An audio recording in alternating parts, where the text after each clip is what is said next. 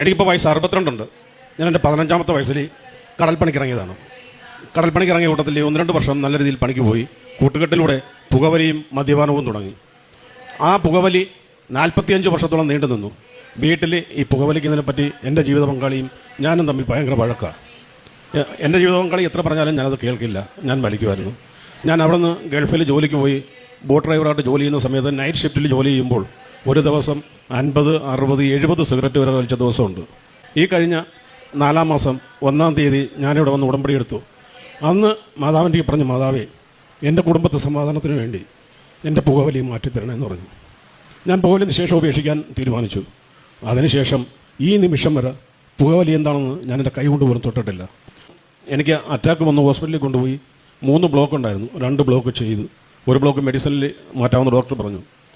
Angioplasty കഴിഞ്ഞതിന് ശേഷം വീട്ടിൽ വന്ന് ഒരാഴ്ച കഴിഞ്ഞപ്പം എനിക്ക് മൂത്രം പോകാൻ ഭയങ്കരമായ ബുദ്ധിമുട്ട്. അവിടുന്ന് ഡോക്ടറെ കാണാനായിട്ട് പോയി 2 ഡോക്ടർമാരെ കണ്ടു. 2 ഡോക്ടർമാരും പറഞ്ഞു 6 മാസം കഴിയുമ്പോൾ ഇത് ഓപ്പറേഷൻ ചെയ്തെങ്കിൽ മാത്രമേ ആ ബുദ്ധിമുട്ട് മാറത്തുള്ളൂ. ഞാൻ സെപ്റ്റംബർ 8-ാം തീയതി ഇവിടെ വന്ന് എൻ്റെ ഉടമ്പടി പുതുക്കാനായിട്ട് വന്നു. അച്ഛനൊക്കെ ജോസഫച്ചനെ കണ്ട് കാര്യം പറഞ്ഞു.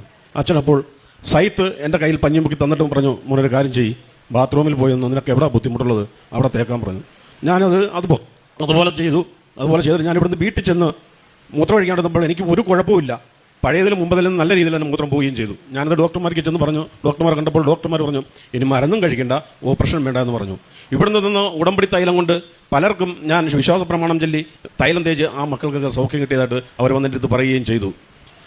എനിക്ക് ഒരു 1/2 കിലോമീറ്റർ പോലും നടക്കാൻ പറ്റത്തില്ല. എൻ്റെ കാലിൻ്റെ മസിൽ രണ്ടും കയറി പിടിക്കും, ഭയങ്കര വേദനയാണ്. ഞാൻ അച്ഛനോട് പറഞ്ഞു, 60 വയസ്സിന് മുകളിലുള്ളവർ ജവമാല റാലിക്ക് വരുമ്പോൾ നടക്കണ്ട, ഇവിടെ ഇരുന്നാൽ മതി എന്ന് പറഞ്ഞു. ഞാൻ ജവമാല റാലിക്ക് ഇവിടെ രാവിലെ 5 മണിക്ക് വന്നിട്ട് ഇവിടെ കുറച്ച് നേരം മാതാവിൻ്റെ അടുത്ത് നിന്ന് പ്രാർത്ഥിച്ചു. എന്നിട്ട് ഞാൻ പറഞ്ഞു, അമ്മേ, ഈ റാലിയിൽ എനിക്ക് പങ്കെടുക്കണം. ഇവിടുന്ന് അർത്തേങ്കൽ പള്ളി വരെ പോകാൻ അമ്മ എന്നെ അനുവദിക്കണം. ഞാൻ ആ റാലിയിൽ പങ്കെടുത്തു. ഇവിടുന്ന് നടന്ന് അർത്തേങ്കൽ പള്ളിയിൽ പോയി തിരിച്ച് അവിടുന്ന് 2-3 കിലോമീറ്ററോളം കൂടുതൽ നടന്ന് ബസ് കയറാൻ പോയി. എനിക്ക് അന്നേരം എൻ്റെ കാലിനും ഒരു പ്രശ്നമില്ല. ഇപ്പം ഞാൻ എല്ലാ ദിവസവും കാലത്തും വൈകിട്ടും ഒരു 5 കിലോമീറ്റർ വീതം നടക്കുന്നുണ്ട്, ഓടുന്നുണ്ട്, സൈക്കിൾ ഓടുന്നുണ്ട്. എൻ്റെ കാലിന് ഒരു കുഴപ്പമില്ല, ഒരു വേദനയില്ല. ഈ വേദനകളെല്ലാം അമ്മ മാറ്റിത്തന്ന പരിശുദ്ധ അമ്മയ്ക്കും ദൈവകുമാരനും കോടാനുകോടി നന്ദി അർപ്പിക്കുന്നു.